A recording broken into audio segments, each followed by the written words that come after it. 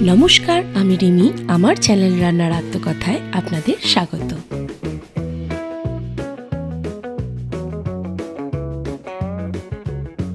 বাড়িতে যদি এক পিস কাঁচা পোনা মাছ পড়ে থাকে তাহলে ঝট করে এই রেসিপিটা বানিয়ে নিন। আমি আজকে নিয়ে চলে এসেছি মাছ আর মসুর ডাল দিয়ে বড়ার ঝাল। মসুর ডালটাকে ধুয়ে জলে ভিজিয়ে রেখেছি। এক পিস মাছ ছিল যেটা আমি নুন হলুদ দিয়ে ভেজে নিয়েছি। তারপরে নিয়ে নিয়েছি আদা, কয়েক কোয়া রসুন, একটা পেঁয়াজ, একটা টমেটো। মাছের কাঁটাটা ছাড়িয়ে এইভাবে বেছে রেখেছি।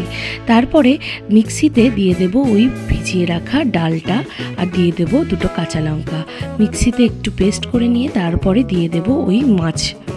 তারপরে আবার একটু মিক্সিতে পেস্ট করে নেব। কিছুটা কুচনো পেঁয়াজ, তারপরে হলুদ, একটু জিরে গুঁড়ো, লঙ্কার গুঁড়ো, নুন, একটু চিনি আর সামান্য একটু ময়দা দিয়ে বাইন্ডিংয়ের জন্য আমি ভালো করে এটাকে মেখে নিয়েছি।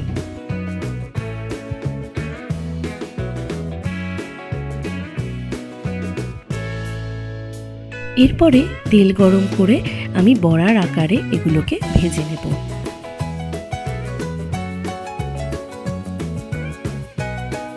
সমস্ত বড়াগুলো ভাজা হয়ে গেলে ওই তেলের মধ্যে দিয়ে দিয়েছিলাম গোটা জিরে ফোড়ন। তারপরে ওই যে পেঁয়াজ, টমেটো, আদা, রসুনটা রেখেছিলাম সেটাকে আমি পেস্ট করে নিয়েছিলাম, ওই পেস্টটা এর মধ্যে দিয়ে দিয়েছি। তারপরে দিয়ে দেব হলুদ গুঁড়ো, জিরের গুঁড়ো, কাশ্মীরি লঙ্কার গুঁড়ো আর পরিমাণ মতো নুন ও চিনি। তারপরে ভালো করে কষাতে হবে যতক্ষণ না তেল ছেড়ে দিচ্ছে। তেল ছেড়ে দিলে দিয়ে দেব এর মধ্যে পরিমাণ মতন জল, যতটা আপনারা ঝোল রাখতে চান ততটা। আমি একটু মাখা মাখা চেয়েছিলাম তাই বেশি জল দিইনি। তারপরে দিয়ে দেব ওই ভেজে রাখা সমস্ত বড়াগুলো। কিছুক্ষণ নাড়াচাড়া করে ঢেকে দেব 5 মিনিটের জন্য।